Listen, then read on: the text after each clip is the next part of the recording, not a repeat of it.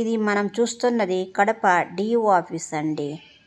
ఒకప్పుడు ఇక్కడ బిల్డింగ్స్ లేవు, కూర్చోడానికి కూడా సౌకర్యాలు లేక చాలా ఇబ్బందులు ఎదుర్కొనే వాళ్ళు ఉపాధ్యాయులు. అయితే ఇక్కడికి వచ్చినటువంటి డిఓ పుల్లారెడ్డి సార్ గారు ఎంతో వ్యయ ప్రయాసలకు ఓడ్చి స్వచ్ఛందంగా విరాళాలు సేకరించి ఈ డిఈఓ ఆఫీస్ని అద్భుతంగా రూపకల్పన చేసి నిర్మించారు. ఈరోజు డిఈఓ ఆఫీసులోకి వెళ్తే కూర్చోడానికి కానీ ఇక్కడ ఉండడానికి కానీ చాలా సౌకర్యాలు ఉన్నాయి. తర్వాత ఇక్కడ ఒక సరస్వతి దేవాలయాన్ని కూడా నిర్మించారు. తర్వాత కొన్ని సూక్తులు కూడా రాశారు. చాలా బాగుందండి.